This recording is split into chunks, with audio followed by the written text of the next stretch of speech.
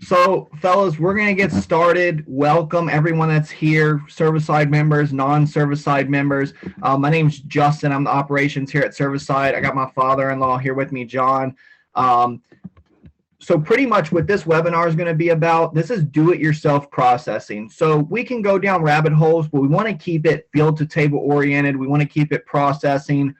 Plots and seasons and stuff is great, but with this webinar, we're going to try to stay on topic so we can get as much from Jim and Charlie's expertise as we possibly can for this webinar. So I'm going to introduce the guys. If you don't know already, we have Jim and we have Charlie. So on my side, it'd be left Jim, and then Charlie over there on the right.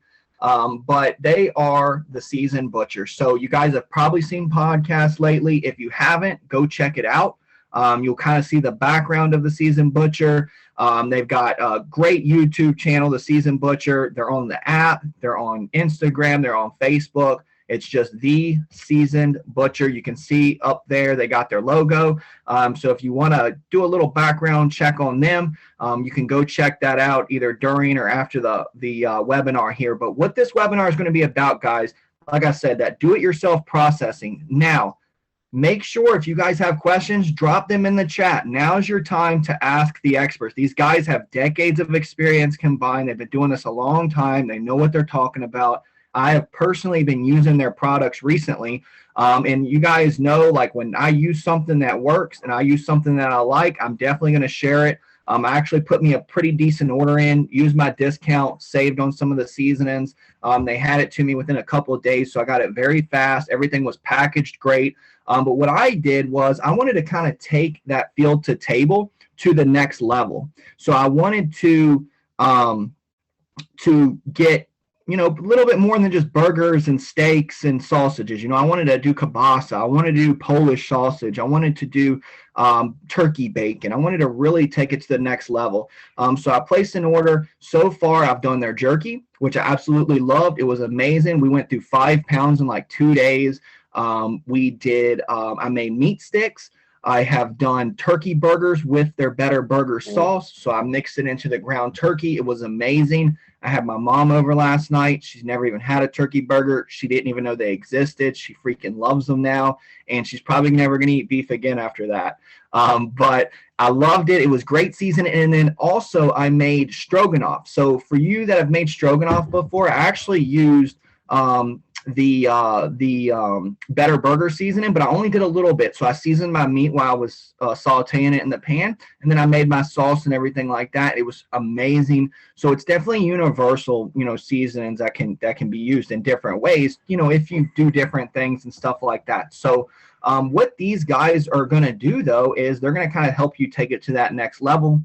Guys, we know if you ain't been to the grocery store, you should go and pick your jaw off the floor when you get there. Just be ready, because prices, if it ain't got a red tag on it, it's ridiculous. It's just, that's how everything is. We got factories going down. We got all this stuff going on. We won't get into politics, but there's a lot going down, and we need to be prepared as hunters. So I'm going to let these guys kind of take it away here. What we'll do, fellas, we got a few questions. We can kind of roll into that. And then, we'll just keep it nice and open. Ask your questions, guys, and let's see if we can get the most out of this webinar here.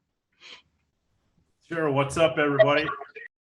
So let's just there's just a couple of quick questions here. We'll knock those out, and then maybe what we'll do is we can open up a couple of rabbit trails with some simple stuff that people can start with, like we discussed on maybe the podcast.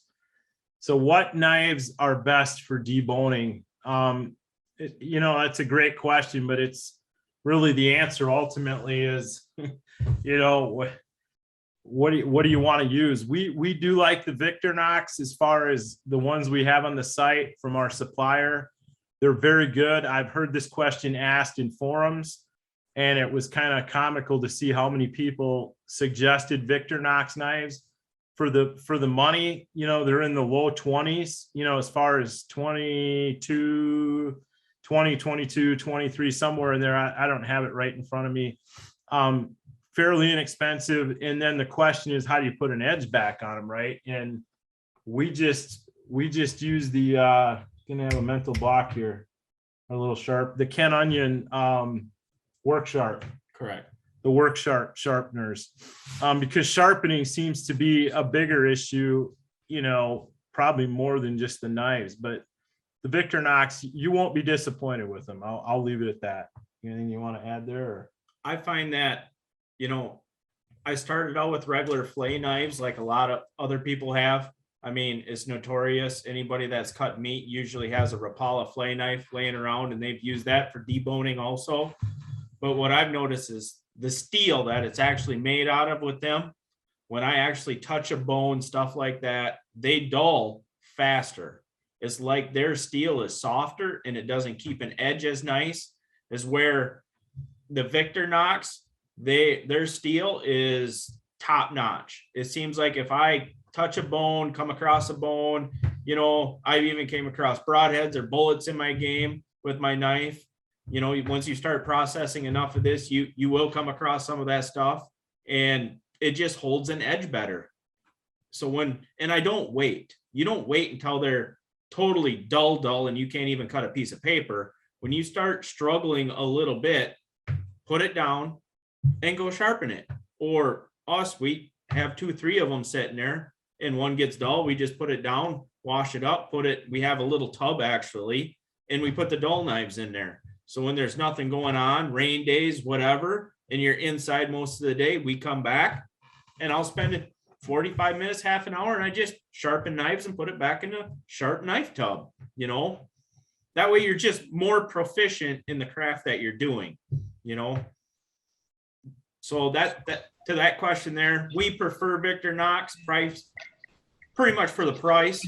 I mean, we don't want to buy high-end knives. We're not against them, but just for the price point, we get good quality out of them.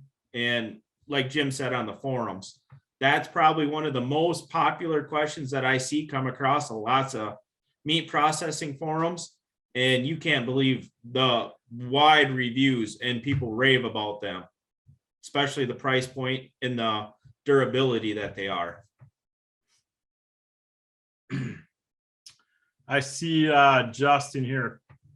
Question on casings. This isn't a question that I would normally expect to get, but is it worth your time? I'm gonna yield to you. I personally, I've never taken the time to do it. We've actually never even discussed it. This kind of opens up a trail we could run down in terms of casings in general, which might be more beneficial for most of you that are listening. You have this, this as an option, pulling your own casings from intestines, and you also have casings you can buy that somebody's already done that for you. And then there's the concept of the collagen casings. And I'm just going to flip this one to Charles. Well, the question is it worth your time if you kill your own hog or have your own hog at home to actually take the time to make your own casings for stuffing? Well, it depends on if you have the time and how big are you into this. Right now, I can tell you natural casings are very expensive. I mean, they are up there in money. I mean, they're not cheap. I've actually fluttered around. I used to be a big all natural casings fan, but what I find, especially with hog casings, depends on what part of the gut it comes out. They vary in size. And also, depending on the hog, the size of the hog, if you ever notice and ever bought them, quite a few of them, one batch can be nice and delicate and soft. And then the next you're going to buy is tougher. It's thicker. It's bigger. And even when you make your brats, it almost looks like a little white string that wraps around your brat. It depends on how you like your meat. It comes down to personal preference. It comes down to how much time you have on your hands and how much time you want to spend, because time is money. We don't have hogs running around up here in Wisconsin unless they're actually pen raised, stuff like that. So we just don't have them like you guys do down in Florida, where you can go out and kill hogs, all the time for it. So we rely on actually buying them. But I've noticed that there is a big difference with the hog casings, especially. Now, sheep casings are very consistent. I give them credit there. I've never found a tough sheep casing yet, but I have made up 25 pounds of brats, and I go to cook them, and flat out, my wife's like, what'd you do to this? I can't hardly bite through it. It don't have that nice snap to it. And it kind of leaves like a little stringy piece in your mouth. So by default, I actually went to the collagen casings. Now, lots of people, they catch a bad rap, but pound per pound, they're way cheaper, way faster to stuff, way faster. And you're getting the same consistency on the outside. And I challenge people even at my own work. You know, I had a group of 12 people. I made homemade brats with them, brought them in, and they asked me, what casing are you using? Is this a natural? I had guys that do butcher at home with their own farms that make their own meat, and they were impressed with the casing. Couldn't tell it. And they couldn't tell the difference between the natural and the collagen until I actually explained it to them that this was a collagen casing. And they didn't believe me at first until they came and watched my video. You can't fool the video. Right. You're eating what I make right there. No, Yeah, I'm glad you guys brought that up. Oh, sorry, Jim. I didn't mean to cut you off. That's what I like, and I just wanted to jump in to bring that up, give the guys a second, grab some water and stuff. But that's one thing I like too about the Stevenson Butcher, just throwing the plug in. Like, they could have easily just been like, just buy whatever. And the guys jumped on the call with me real quick. We shot it, I shot them a text. They made sure I was getting the right casing for what I was doing. So, they're going to make sure that you're getting the right products you need to do this, if you're interested in buying product. I know I kind of jumped off topic there, but I didn't want to forget that you just mentioned 3 types of casings there, and people are probably like, I know my mind was blown. I'm like, that's a lot of knowledge at once. So I appreciate that, guys. So if you guys are looking to order products, they can definitely help you out there. So we want to keep our hog casings. Yeah. So honestly, anybody out there, don't be scared. Message us, email us. Pick up the phone and call us. We love getting phone calls. It was a Sunday evening at 7:00 at night, and I was talking to a guy from Nashville, Tennessee, because he was panicking about his summer sausage and how it was going in a smoker. That's what we're here for. Bottom line is, we're not a butcher. We don't work a 9 to 5 kind of deal and just close up the butcher shop and go home. This is our home. This is where we butcher, is in our home. You're looking at my basement wall. So if you're thinking you're going to get some cocky butcher lingo words, that's not going to happen here. I'm just shooting it straight, cutting it real. This is what we grew up doing. And this is what I found that pure flat out works, and people love it. So. All right. I see we got a question here, Justin. What's the best seasoning? Y'all, I'm not used to seeing it spelled that way. See, up here in the north, they actually spell that out. You all, or you guys. They'd say up here, what's the best seasoning you guys offer? Smoking. So anyways, y'all offer for smoking. So I just, on my cell phone here, I opened the site up, the Seasoned Butcher, and I hit the filter. If you go there and you hit the filter, you'll see that we break up the seasonings into categories. Bolognas and smoked sausages. So the key word there is smoked. And then we've got breakfast sausage and fresh sausage, hamburger enhancements, which Justin referred to, jerky, snack stick, summer sausage. So your smoked sausages would be your bolognas and smoked sausages, and then your snack sticks and your summer sausage. So I'm gonna answer that out of the bologna and smoked sausage category. It really comes down to this. I would, again, you're going to see this theme intertwined throughout our videos. And we've got, I think, 29 or 30 DIY videos now that we've posted in the DIY playlist on YouTube. We've got like 51 videos on the channel.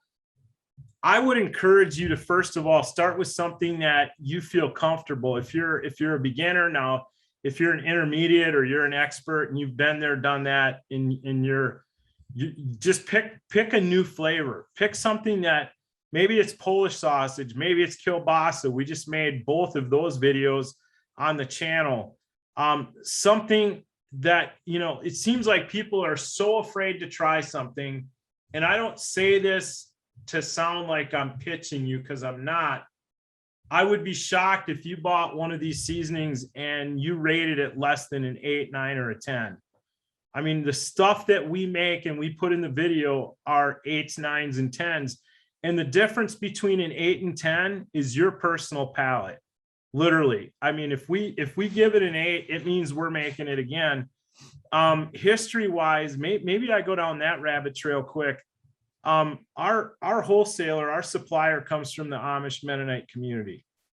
And these recipes have decades of history behind them. And, you know, the Germans and some of the other nationalities, you know, that have Pennsylvania, Wisconsin roots, I mean, they are some of the greatest sausage makers on planet Earth, right? And so if you understand that, when Charlie says we've been buying these seasonings for decades, you know, some might say, well, where did the seasoned butcher come from then? Well, our supplier wanted to be entrepreneurial, and they don't use the internet. And so we put our heads together with them, and we wanted to take these seasonings across America to hunters and homesteaders. But our focus is really on blue collar hunters, people that want to fill that freezer. They're concerned about the economy right now. They want to DIY. They may not have a clue where to start, which circles all the way back to this question. The best seasoning is the one that maybe, you know, trips your trigger when you look at the site. If you're not wanting to smoke, I mean, again, you just opened up Pandora's box with that question. You know, probably 50% of men over the age of 40 have a pellet smoker nowadays, right? And that statistic might even be higher. You technically can smoke anything you make, right? Any fresh sausage. So if you throw a bratwurst on a pellet grill, is it being smoked? Yes. Does it have cure in it? No. Your smoked sausages. So you might ask the question, what's the difference between smoked sausage and fresh sausages? The smoked sausage section, the snack sticks, the summer sausage have cure because you're smoking it and you're holding the temp down for a long period of time, and you need to cure that meat so you don't have bacteria issues and get sick, right? The fresh sausage does not have cure in it. You're going to make it, whether it's in patties, whether you stuff it, you're going to freeze it, you're going to bring it out, you're going to cook it up to temp. But that doesn't mean that you're not still maybe smoking it on your pellet grill, is what I was trying to say. So I don't know if I answered that question, but I would say any one of them. I mean, Friday, for example, we're making ring bologna Friday morning, going to put it in the refrigerator overnight, smoke that Saturday morning while we're making skinless wieners. And we're going to film both of those for 2 different videos. And we're trying to provide videos to people like you, right? That can choose. If you haven't been to our channel, maybe that's a good place to answer that question, Justin. They can go there and pick a video or a flavor that they've never thought of making, watch the video and see if they want to go down, you know, go to the site and grab that flavor off the shelf, right? And put it into a shopping cart. And I tell you what, guys, what I'm going to do, I'm actually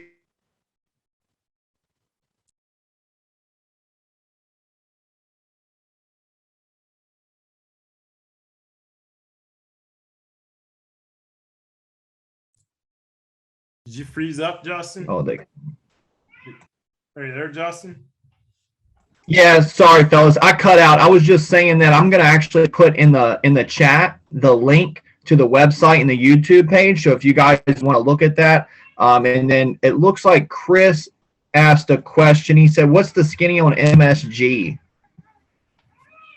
Well, you got to be a little more specific. I don't know. What is it? I got lots of seasonings that have MSG in it, and I've been eating it for years, and I seem pretty healthy. Well, you know, not too wealthy, I should say, but seem to be doing pretty good. You know, if you're worried about it, we actually have one of I actually haven't seen any other competitor site that has amount of natural selections of products. We have a whole big natural selection of seasonings that you can pick from for making ring bologna, sausage, all different stuff. We have quite a few items on there. I see we got a question that says, if you're on a budget, what is the best #1 piece of equipment to have?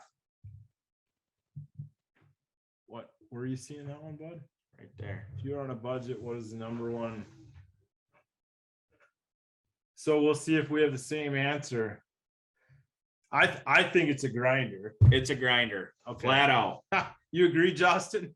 Yeah, I was gonna say, I remember in my pinch and pennies when ramen actually was cheap days, and you had to have a grinder, even if it was just the hand turning metal one. You had to have it. You could do almost anything, I thought, with a grinder, because you can always make.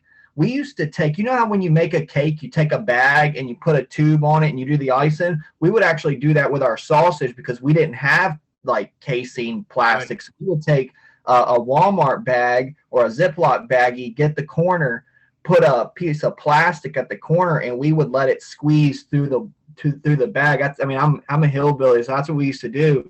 Now I've got, the tool, so it's awesome, but definitely a grinder.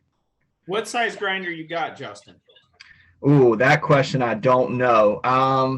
It's a good one. I don't know what it is. I tell you what, I'll go get it in a second. I'll let you know. It's okay. My point is, even in our videos, you'll see us, we run a number 32 lem, right?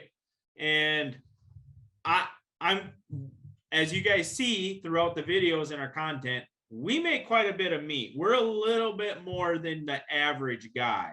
I say every month we probably put a couple 100 pounds, through the grinder every month. That ain't once a year, one time thing. So we run a number 32. Now, if you're a guy and you're on a budget, I base it off in how much do you kill? How much are you a 1 to 2 deer kind of guy? Are you a 3 to 4 deer kind of guy? I mean, you've seen the freezers, they market it that way. This freezer, the small one is for 1 deer. This freezer is a 2 to 3. Now, if I was a guy or a family man, it doesn't matter. And you do say 1 to 2 deer a year. Personally, myself, the smallest I would go is a number 12. If you're going to make more than just burger, like if you're going to step into the realm and say, you know what, I'm going to try it out. I'm going to try stuffing with my grinder, because that's really what separates a lot of it. Because I'm going to be honest, when me and my wife first were dating and everything, and we started living together a little bit, I had electric 110-watt grinder, and the stuff brats and stuff like that was miserable. I have pictures of her sitting there stuffing on her island, stuffing brats as she's trying to plunge the meat down through because it doesn't want to go. But if you're a guy that all you are is eat 90% hamburger, like to make a lot of hamburger, them things can chew up some hamburger pretty good. 1 deer, a guy can live with that, But if you're a guy that's going to dilly-dally a little bit and you want to try some snack sticks, even stuff like that, and try stuffing with it, I recommend going to a 12 or bigger. If you're a guy that shoots 3-4 deer, depending on your size, I know it sounds like a lot of money, but $400 or $500 can get you a number 22 grinder, and you're going to be real happy with that. I mean, a number 22 and up, you can, especially if you decide to buy a lem, they have every attachment underneath the sun that you can imagine. I mean, you don't have to buy big, fancy, separate machines or anything. They have attachments that go right on your grinder. You can get a jerky slicer. You can get a juicer. If you're a big garden guy, you can buy 1 grinder and you can put a juicer on it.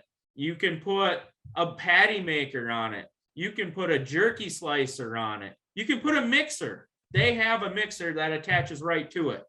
So that's kind of my thing. I would suggest is really evaluate how much meat you go through.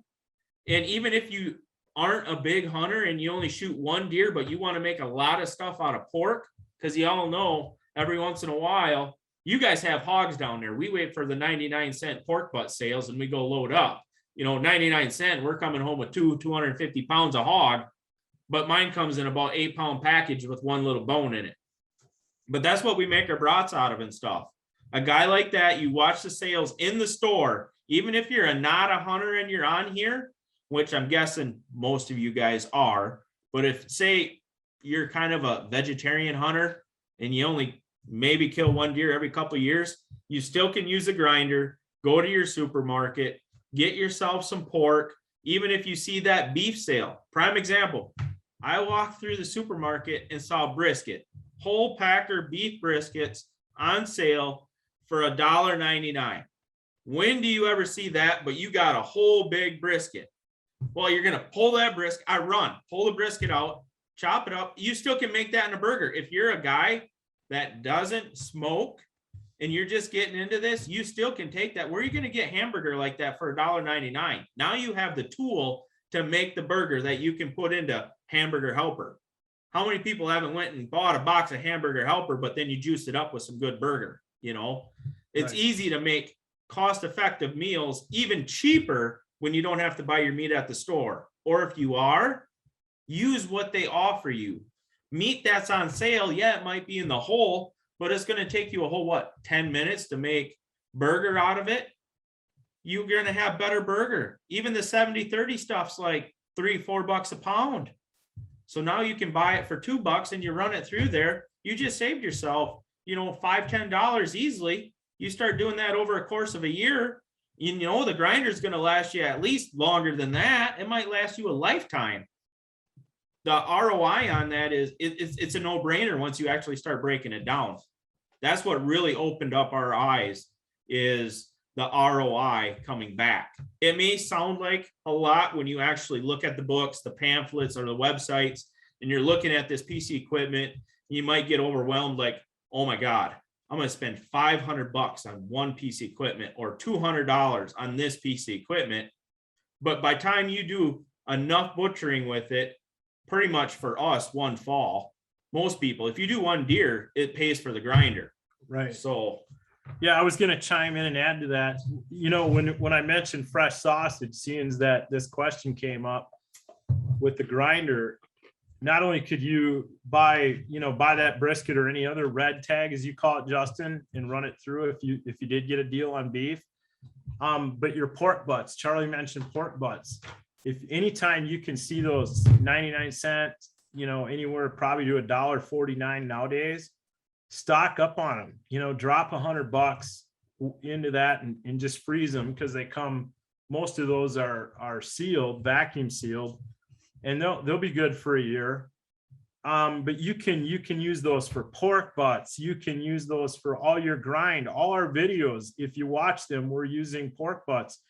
But I was going to circle back to the fresh sausage seasoning. When you grind that pork and you add in your wild game to those mixtures, and we have all that on the videos on the channel, when you add in that seasoning, that's fresh ground sausage. The difference is you're not smoking it. You're not adding cure, right? So to reiterate what he said, what does that cost in a store right now per pound, Justin? Let me ask you a question. Well, I'm down here in Florida, so it's pretty expensive. $6 a pound, $8 a pound? Yeah, I would say, honestly, I think it's a little higher. We're probably around like that 10, 11, around Publix a pound. Okay, so I got my calculator here. I really want this person who asked that question to digest this. Yeah, break it. You average deer down there, do you get 40 pounds of meat out of a deer? I can get 40 pounds, yeah, for the average. Okay, so if you get 40 pounds of meat at $10 a pound, there's $400 on one deer. Now maybe that didn't compute, but you think about it that way, and you take, I mean, there's a lot of you that are shooting more than one deer, so start adding that up. I mean, if you're going to take it to somebody and let them skin it, cut it up, you're looking at $150 minimum. I mean, that's where the prices are at around here now. They've jumped that much. Now, if you're going to have that locker plant make something out of it, I know that my uncle, who's in his early 70s, last year had shot 2 deer on his own, took them in to a local butcher shop within an hour of where Charlie and I are sitting, and had summer sausage and snack sticks out of both deer, right? So they skinned the deer, deboned the deer, and turned them into snack sticks and summer sausage. His bill on that 2 deer was $750. Yeah, that's what it is down here. I actually haven't ever used a processor, but I know a lot of people who do. I got a guy, he's a police officer in St. Petersburg. I took him hunting, got him a nice doe, got it processed. He said it was almost $300. It was like 285 or something, and that wasn't a big deer. You know, we carried it out on his back, so But it's when not. you say processed, they deboned it and packaged it. They didn't smoke That's it. sausage. Yeah, they didn't smoke anything. Nothing was seasoned. Nothing was flavored. It was your basic tenderloin, um, uh, Steak, roast, hindquarter, hamburger. hindquarter. Yeah, Yeah, and so back to because these questions all really overlap that were asked on that subject. If you've got that grinder, you can make probably 75% of the products to maybe a lot higher that we offer seasonings for, because you can take that grinder and put those different size stuffing tubes on that grinder and fill those bags in those casings. Is it ideal? No, but you know what? You're saving thousands of dollars over the next several years. People that I started looking for the right answer. What I really want to say, everybody, is I'm not going to direct this toward this crowd that is watching this. What is the average hunter hunting for? Why are you hunting? That's the real question. I mean, we're here to serve and we're here to train and help because that's what we're passionate about. But the real question is, why do you hunt? Is it for the antlers on the wall? Or is it to fill the freezer? And I believe right now with the state this country's in, because we're not in a good place and we're not coming out of this anytime soon, you better be hunting this fall to prepare and fill the freezer. This is like DEFCON 4 that's coming. I pray that it's not, but that's what I would say. So get whatever you can afford and start killing and fill that freezer. yeah, for sure. I actually just bought a new freezer. I needed another deep freezer, just because I wanna make sure I'm prepared, man. We got plenty of hog, and I'm lucky that I have a big population of hog and turkey, so we can be a little laxed on the deer, and focus on those hogs. I mean, God, they want us to exterminate them, and we never will. So pretty much, I see every bullet is what I'm paying for a 200+ pound sow. And I'll be honest with you, I haven't got the heart yet to kill the piglets, but I have been looking up recipes. I personally can't do it, but maybe I'll get there. And I understand the science. You should get them. Nobody needs to preach to me about that. But I just can't bring myself to get the hoggies yet, the little babies. I usually just let them run into the woods. But as soon as I perfect that smoked whole pig, might be changing my mind. The world gets any worse, I might be changing my thought process. 100%. I'm watching we haven't had another question come in. If there's anything you've ever wanted to ask on anything DIY here, feel free to.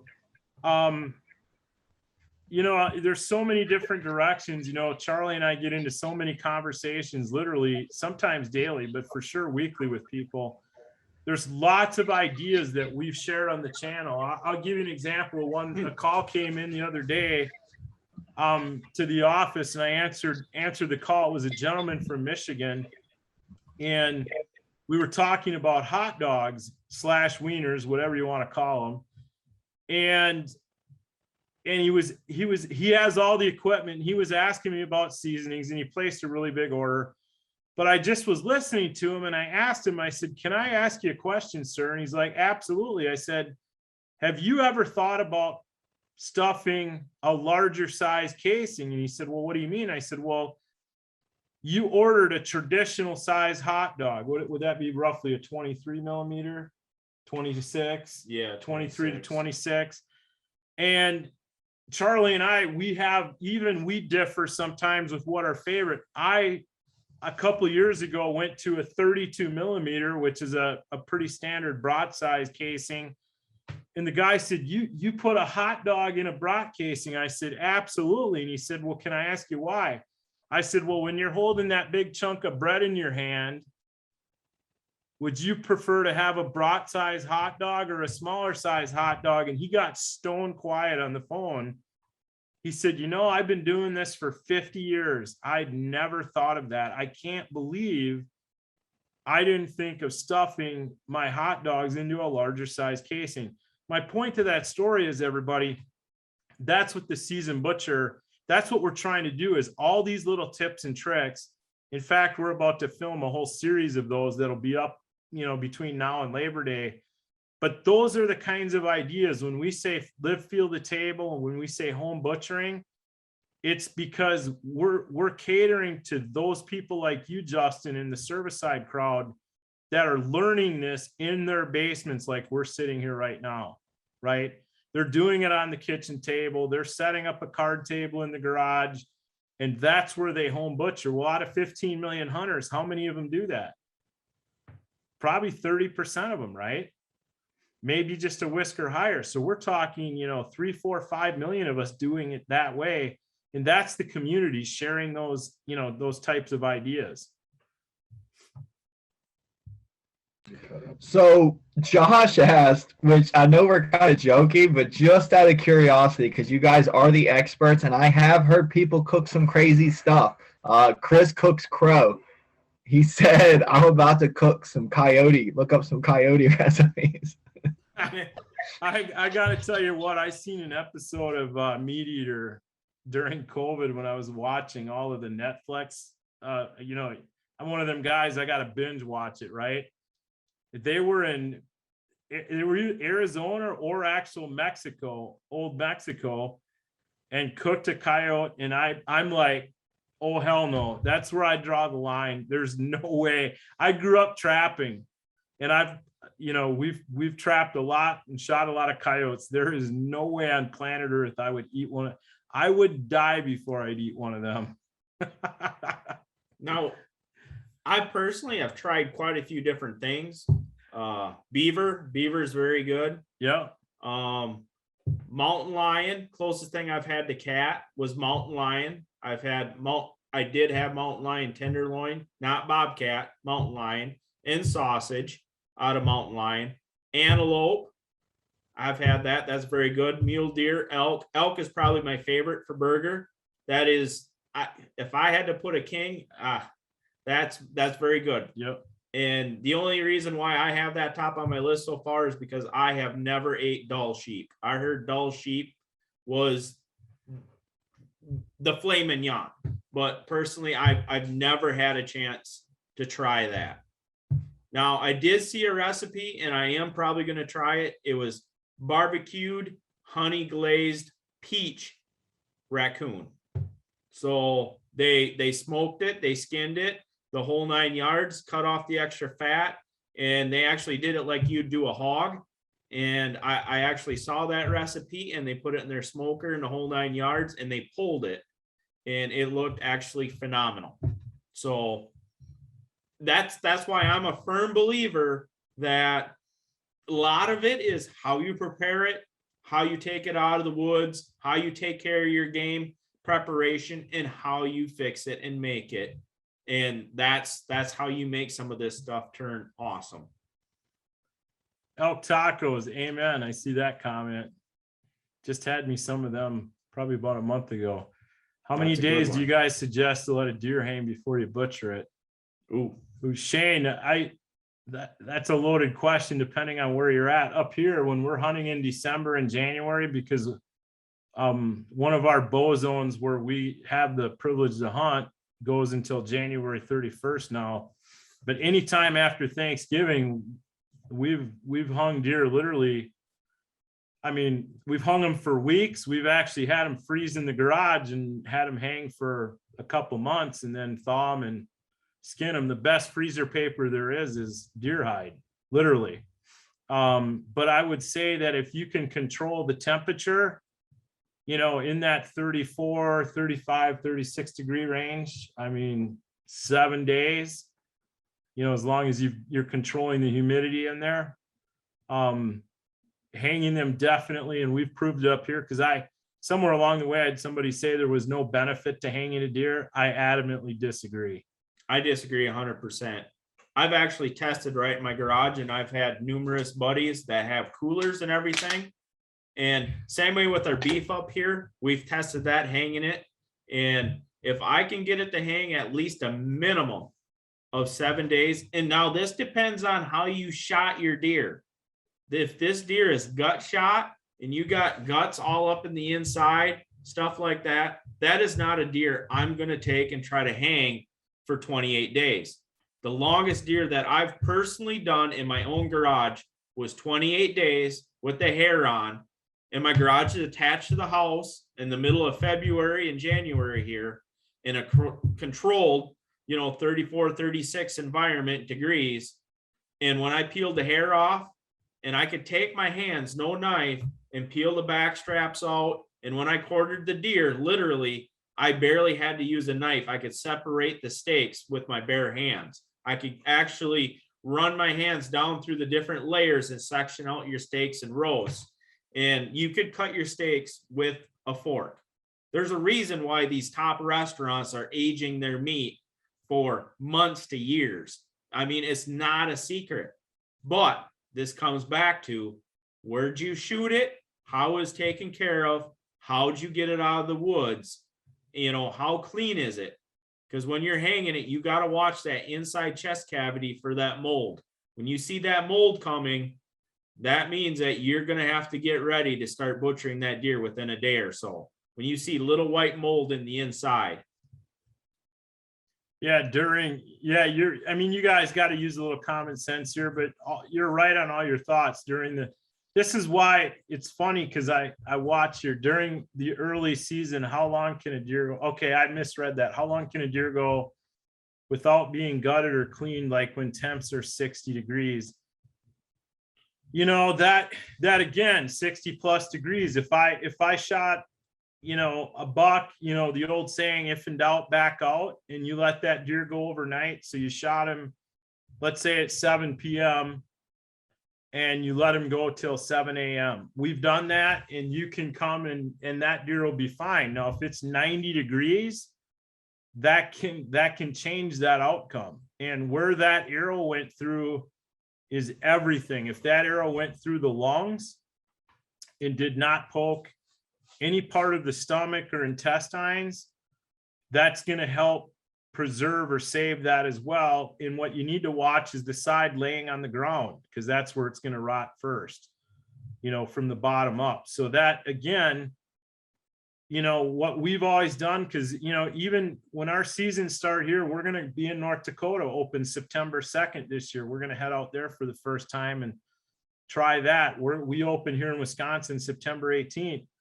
Many times we've had 90-degree weather that weekend, and you know, you got to be sensitive to that. Doesn't mean on a questionable hit buck, by the way, you're going to go track it because you're worried about it rotting. Because if you did liver hit it or possibly gut shoot it, you're going to jump that deer, and now that deer is going to run another, you know, 400 to 800 yards before it beds down the second time. And now you might have a problem and not find that deer the next morning right away. So you're still better off to, if in doubt, back out, you know, come back, get them, you know, get that deer gutted ASAP. It's going to smell a little bit inside that cavity, right? You're going to have an odor in there. Get that deer as fast as you can, skinned and quartered, and make sure you control where your knife goes. If you poke through the rib cage, disinfect that knife. Generally speaking, you can save that deer even if the inside smells a little bit rancid. Okay, just pop a quarter off and smell that part of it, right? And I see you guys head nod there, Justin. It's not an exact science. but definitely you can save a very high percentage of them. Very high percentage of them are usable. I always like to say, use the smell test. 110%. Use your nose. That's what you got it for. If you need to, you know, just like an elk, you can slit that back right down the back straps. If you got it, you know, if you shot it in the guts, you can make a slit right down the back straps and you can give it 100% the good smell test and see what it smells like. If it's been out there more than say 12 hours, 18 hours. Because if you have a bad hit, the deer is going to be alive most of them hours. He's not dead or she just laying there rotting, you know.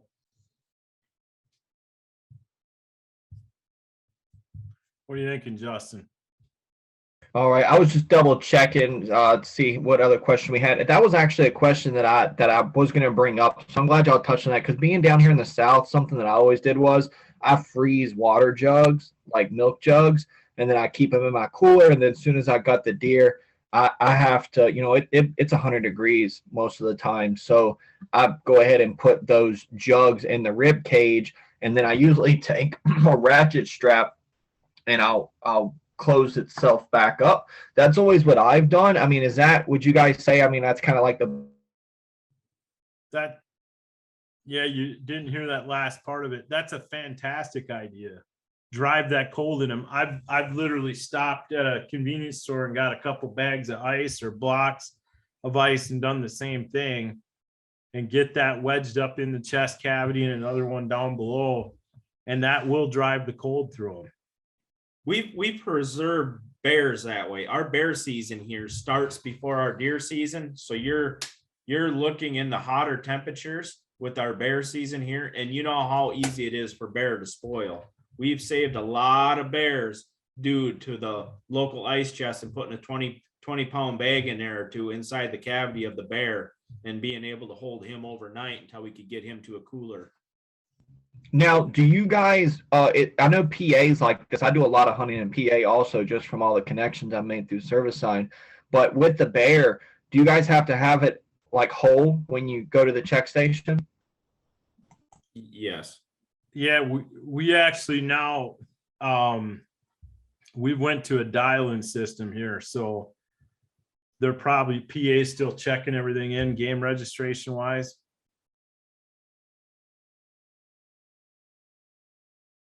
Yeah. Actually, John's got a question too. What you got, John? Hey, is it possible to make because I love deer bologna. My buddy makes it up north in New York, and he uses he makes it about 4 inches around, and he smokes them in burlap sacks.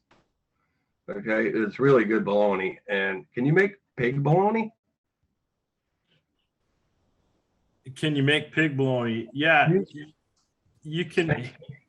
You can make whatever mix you want out of that hog. You know, generally we mix some percentage of venison with it, but yeah, absolutely.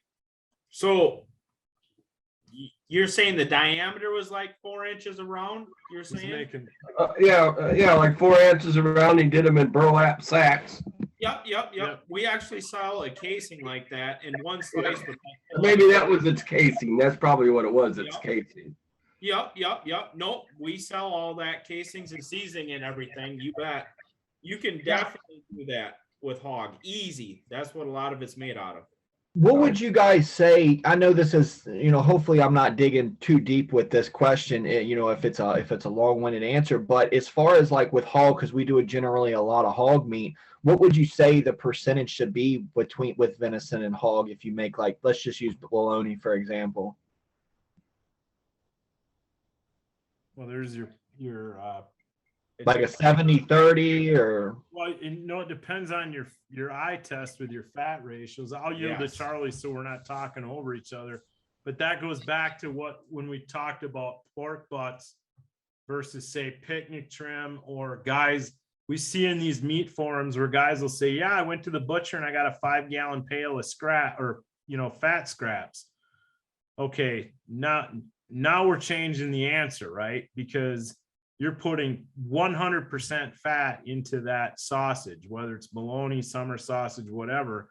And historically, when you see people say, I made XYZ product and it didn't turn out, there's a million answers as to why that could happen. But the first question Charlie's going to ask is, what did you use for your ratios, right? From pork to, let's say, venison in this case, right, Justin?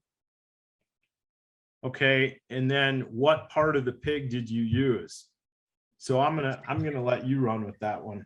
When you see, I would say each animal that you shoot is probably going to be different, because your bigger hogs, your sows and your boars, their fat ratio that you have with them is all going to be a little different. It's not going to be the same. So this is where, by you guys having butchered all types of pigs, pretty much, you're going to get a feel for this hog has about, say, 70% meat and 20%, 30% fat.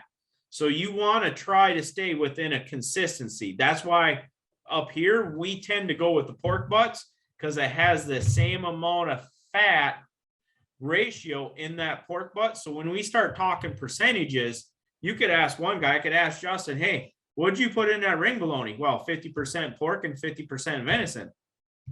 His pork is wild hog. Wild hog has a tendency to be leaner than domestic hog. So when I say I put 50-50, now my 50-50 with the pork, my actually pork side, I'm guessing I'm going to have a little bit more fat, 10 to 15% compared to the wild hog where it's leaner. So Justin may have to actually add a little fat to his so it ain't too dry. So that's where it's hard to talk just percentages when you need to actually know what your fat content is, period, in your meat that you're working with. You know? No, that helped a lot. No, I completely, that made perfect sense. We know exactly what you're talking about. We can feel, you can feel the meat, and you can tell which ones are the fattier ones and which ones are the leaner ones. So that made a lot of sense. That'll help us out a lot. We also make the best chicharrones and Chicharrones. Right. We've got some friends that annually go to family members' farm, or it's not even a farm, they just raise some hogs, right? And it was 2 years ago, they ended up here on the tables. And so I didn't say anything. I'm just watching. They're all excited. And then I started, me getting my calculator out to see if they actually saved money. When it was all said and done, that hog was like $1.50 a pound, which wasn't terrible, right? We're buying pork butts for 99 cents a pound to $1.49. So I wouldn't have done what they did, right? I didn't think it was that great a deal. But the thing that stood out, and this will answer your question more, those were the fattiest hogs I have seen in years, right? So if Charlie and I were making videos with that particular pig, we would have to go heavier on the venison, is what I'm trying to say. And we're not trying to intimidate anybody listening to this conversation. That's not what this is for. This is for you to stop and think. There's a ratio of pork to venison or elk or whatever you're mixing. And the idea is to not have it be too heavy with fat, right? That you get the right mixture in there. And when you do that, because we already know the seasonings, they're money. I know that sounds bold, but our seasonings are money. Okay, they're going to be right on. So now we just got to get those ratios down. If you get that, and that guy buys a grinder, he can make anything we offer. That's how simple this is, Justin. Now, It seems like hogs have been coming up quite a bit. The majority of the guys are from down south down there. Say you get a leaner hog, right? You know them leaner hogs that you shoot. That would be something that I would pair with beef. I would pair that with beef. Your fattier hogs, I would use that with your venison.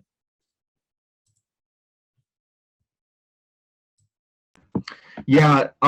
No, that's great. I know a lot of people. We got a few Southern hunters on here. I'm looking at 3 of them right now, and then it looks like there's some PA guys. So Chris said he's a little unclear, which just so you guys know, we're touching about 55 minutes. But Chris said he's a little unclear on the bolognas. It looks like he is, just only knows about the one from the store. So I know the difference that I know is obviously what's in it, when you're the one doing it. But that's my only insight when it comes to that. Sure. Hey, Chris, just a quick suggestion, and then we'll try to answer it. Go to our YouTube channel, go to the DIY playlist and scroll down to the one that says bologna. And that'll really open your eyes. I mean, we all grew up with Oscar Mayer. I'm laughing because I could sing the song, right? Being my age, but the nice thing when you start making this stuff yourself, the first thing you're going to notice, and this is a big selling point to why you want a home butcher, is your meat ratios are going to be on the side of what I'm going to say meaty. Charlie always says a robust flavor. You're going to notice that anything store-bought anywhere or bought in a locker plant, if it's something they made for resale, the fat content is off the chart. Like if you go to a Christmas time party and somebody brings a meat and cheese tray, and that meat and cheese tray was bought from the deli, and you go, if you're like him and I, we skip it because I'm like, I'm looking at it, I'm not eating that because it's like 95% fat, right? So when we make bologna, it is a very meaty bologna. Now, there could be some purist somewhere along the way that would argue with you. Like I'll give you an example. We had, we posted one of our videos in one of the meat forums. It was the Polish sausage one. Yeah. And somebody had to make a comment because it was turkey Polish sausage. And we put, was that 7 pounds of turkey to 18 pounds of pork bought? Yep. With our Polish sausage seasoning. And somebody actually made a response. And this is what drives me nuts about these Facebook groups. And we're in like 25 groups and there's like 600,000 people in there. The admin puts, well, that's technically not Polish sausage. And so he asked me to respond with the recipe, which I did, but I really wanted to say, go jump in a creek, right? Because you get these people that are so old school regimented. It's got to be this way. And folks, listen to me. If you get one thing out of this web meeting, it's home butchering. Keep a ledger. The reason why you're doing it is for you and your taste buds and your wife, your kids, your hunting partners, your group. Keep a ledger and you make it however you want it and like it. That's why you're doing it. So you don't have to go to the store or the butcher shop and buy what they have, because that's what they have. That's what they're going to make for you. Justin, did we not tell you, keep a ledger? So if you say, hey, this needs a little more pepper next time, you know what you're going to do? You're going to add 2 ounces of pepper. If you want more garlic, you're going to add 2 ounces to minced garlic to it, right? That's why you home butcher, because you're going to get it exactly the way you want it. And then people are going to start saying, can you make me some? This is the best I've ever had. Charlie, his biggest problem now is I've had to teach Charlie how to say no. Charlie, no. Charlie. Justin's having internet issues.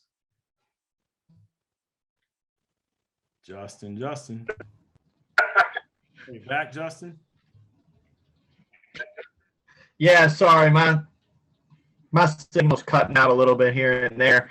Am I back? Yeah. All right, cool.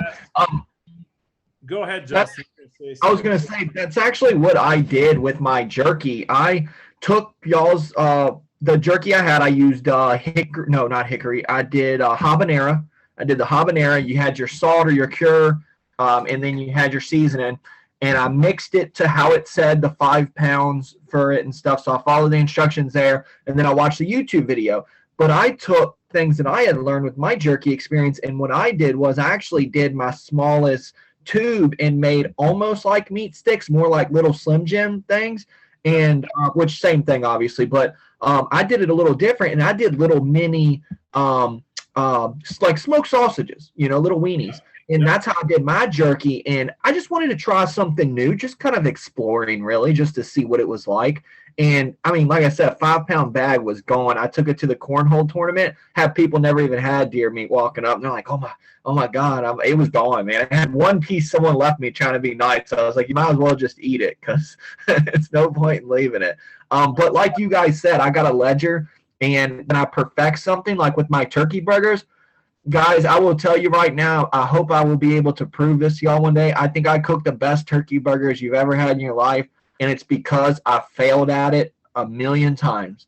And I kept telling myself it needs to be this temperature, it needs this amount of seasoning, it needs to be flipped at this amount of time. I literally have it where I flip it at exactly the same time, and it's to a science. Stick the meat thermometer in it, 165. Never dry. I've never had a dry turkey burger, so I don't even know what that myth is. They must have got one from Burger King or something, because I've never experienced that. So keep that ledger and perfect it just like you do with your hunting. You don't go out day one and kill a mature buck. You gotta perfect it. You gotta fail a little bit. You gotta get winded. You gotta see where they're bedded at. It's the same principle. You gotta do your homework. So have you guys done anything Italian style? We do have some incredible sweet Italian and hot Italian mixes. One of the videos we did, we actually took one bag of sweet and one bag of hot, which is kind of what we like. And we put those in a 50-pound batch where we mix those two, and it just seems to make that perfect. Again, people would never think to do that. They're like, well, I'm either going to go hot or sweet. We mixed them on this video to get that perfect combination of hot and sweet. And it makes incredible spaghetti, chili, little sausages for your pizza. I have never personally made Genoa, and we've not gotten into the dry aging of meat. No, not against it, but that's a whole different animal there. When you start taking sausages and you're weighing wet weight, keeping a ledger, drying it, getting the mold on there, the whole 9 yards, and waiting for that moisture factor. Like, we got so much other stuff going on. We haven't really, got into that type of style. We're more about just trying to get people started into it. That's like an advanced level of meat making. So, not saying I haven't thought about it. Trust me, when I see people cut open some stuff like that, and I've seen them on Facebook pages and forums and stuff, it looks delicious. But for us and our styles, we're just trying to do things that are getting people into this, opening their minds up, thinking of making things that they've never thought about making before. And don't be afraid to do it and how to do it. Right. I'm going to try to give an abbreviated answer to the next one, the mule deer. All the big game animals I shoot out west, if I'm in mountainous terrain, I process them the same way. I do not gut them. I go gutless. I run a slice the hair from the neck to down the tail, down the back of one leg. And I'll just flip. I'm sure you've seen YouTube videos, most of you. I just flip that off like a blanket. And I take the back strap off first. And then I go to, it doesn't matter which order, I go to a front or a hind, and then I'll take the neck meat and I remove that and I set that on the inside, the skin, not the hair side, the skin side of what I peeled. Or if I've got a rock, game bags, obviously I always carry some game bags. But the question is, what cuts do you make? When I'm doing it in the field, I'm not a fan of hauling bone off the mountain. If it's not that far of a pack, I've packed many of my day. I've had the luxury to rent mules as well occasionally. But on the long packs, frankly, I have deboned the hinds just to lighten the load. And I will do it the same way I do a whitetail. I follow the muscle groups. And there's a reason why that I follow the muscle groups and take them apart in the connective tissue. And this is what I shared with Justin. I say all that to get to this point. there was a time where I used to try to guess how much hamburger my family needed, my wife and I and the kids. And I'd say, let's just, for example purposes, say we needed 100 pounds. And then we'd run short on steaks or roasts. And one day, and this is how Charlie and I do it now. It's really simple. When we take a deer, I'm going to come back to a deer, and you can make this however you want with your mule deer elk. But I freeze everything, whether I call them the footballs, right? The center roast, whether it's the steaks, I freeze them in whole. I try to guess, and I'll cut them in squares the size of a meal, but I freeze them and I'll label them, say steak. I'll label them roast. The footballs, I always call them footballs, and there's a reason for that. My wife sees football and she knows what that is. But here's why I do all that, and this is the big tip. Any one of those cuts out of the hindquarters, you can later, if you run out of hamburger, grind them into hamburger. But I also know that I can take that football and I can turn that into jerky. I can turn that into a roast. I can turn that into stew. So if I've run it through the grinder and it's now in hamburger, I've limited myself on what I can do with that piece of meat. And I do that with all my steaks. I can make jerky out of that steak. I can make stew out of that steak. I can make a roast out of that steak. So depending on how we're eating things up and what our habits were for that calendar year, and then when it gets to be this time of year where it's go time, like let's get that freezer, make sure something's not getting freezer burnt. Charlie and I, we got meat making day Friday and Saturday of this week. We're going in there and thawing some of those pieces, because maybe now the front shoulders is what historically goes into our, what we call sausage grind, right? The hindquarters is what we keep for hamburger, steaks, roast, stew meat, jerky. Okay. When we run out of sausage grind, then we can go grab those chunks, cut them up, run them through the grinder, and we've got more sausage grind. The point is, by leaving them, the benefit of leaving them in larger chunks, you can go to whatever category you need at the time as your freezer starts to dwindle. So that's just my tip. If I hope I answered that for you. Yeah, 10% off. Justin will get that load out to everybody. We're kind of over that hour mark, bud. So wrap it whenever you want. Yep. And so guys, we are at that hour mark. So I definitely want to make sure I respect the seasoned butcher's time. And I know everyone else has stuff going on, but now's the time. Get those questions in. The thing about a live webinar is you're able to ask your questions in the now. It's a lot different than you can ask them on Facebook and YouTube and all that stuff, but you might as well ask now.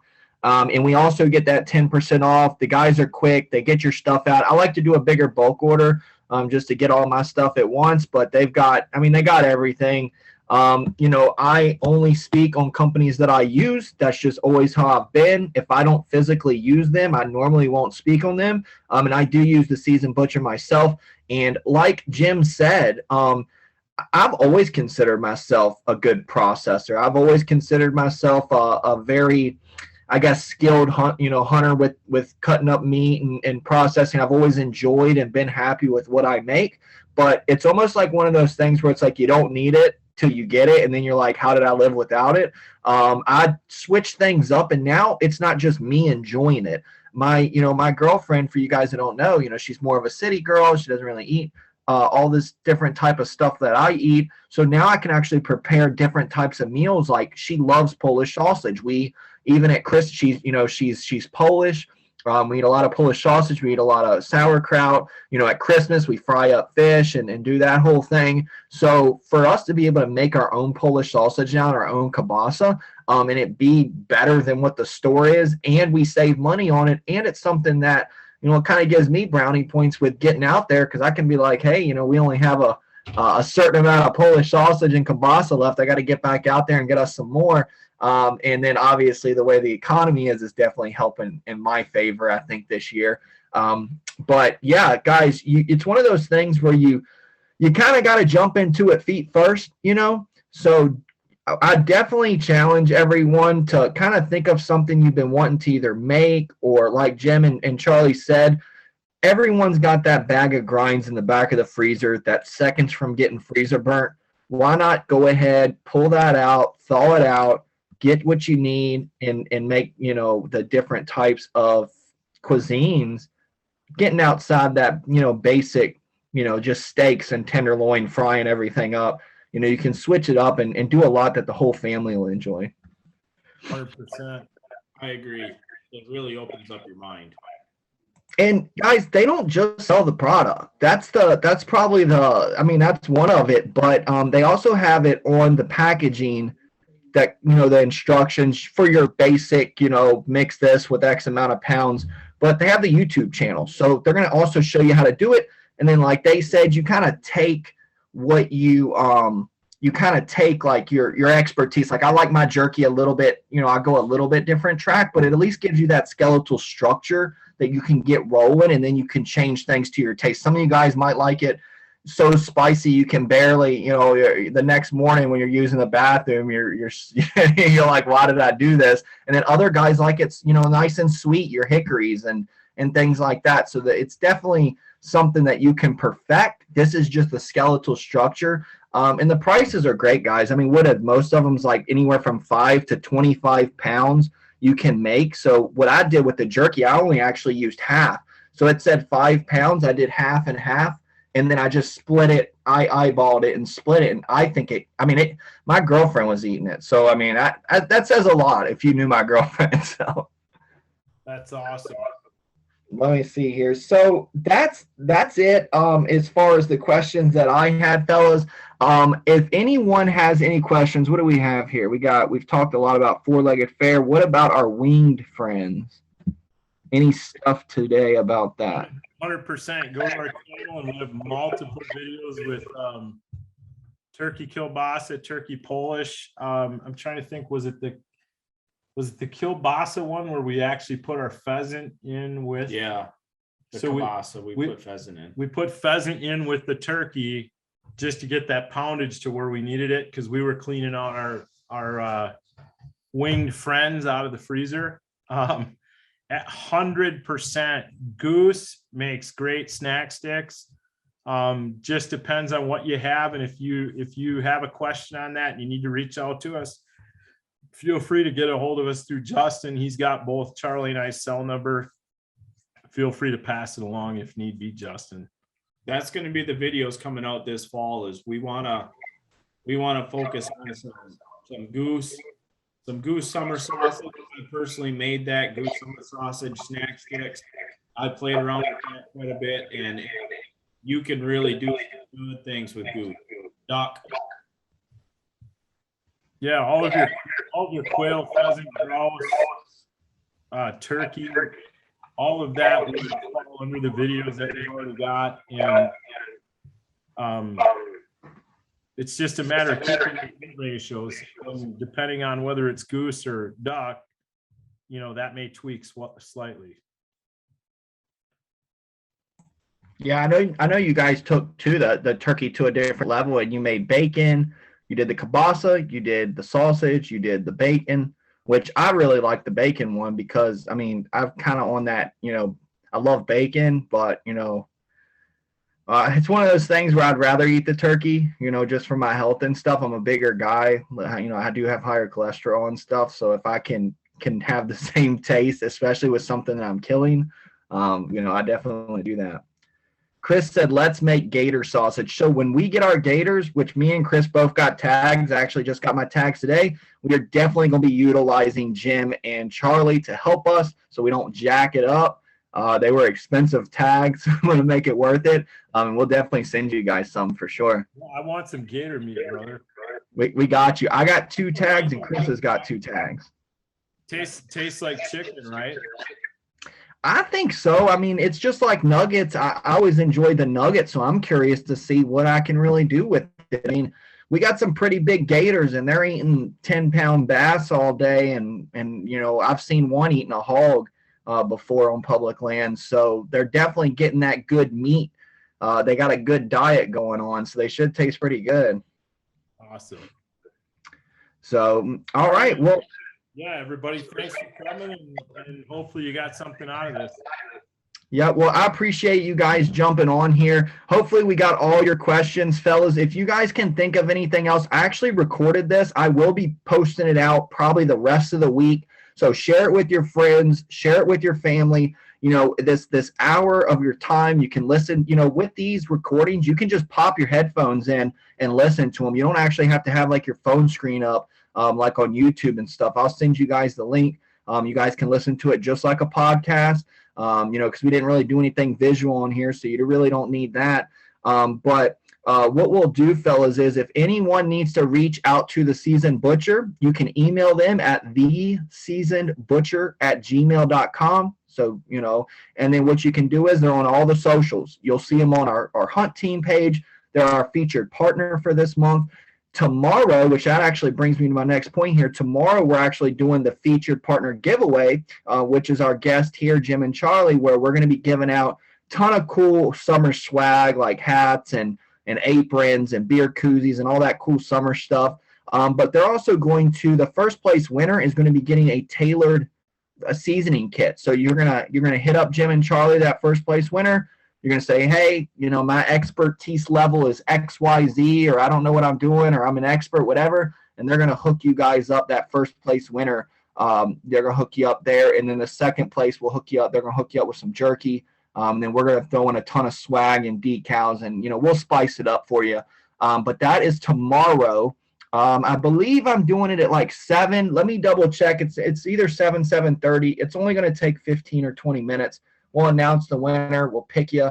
But last thing before we go, if you want extra entries in that, drop a review for the Seasoned Butcher if you've bought products. If you buy products, let me know, because tomorrow you get 10 extra entries for every single product so if you buy a product, you get 10 extra entries. So just send me your receipt or your screenshot of your email or whatever. They'll let me know too. But then those reviews, and then everyone that attended this webinar tonight is going to get 5 extra entries. So the people that are in here, you're going to get hooked up with those extra entries. So definitely be a good one if you're looking to get some good stuff. But you can also head to their website at theseasonedbutcher.com, and you can get that stuff. And I'll try to get this recording out tomorrow. So you guys, if you're on hunt teams and things like that, you can share it with your guys or, you know, share it with your family or whoever you hunt with. Awesome. All right, fellas. Well, I appreciate it. Yeah, see ya. I'll give you a call. All right. Bye.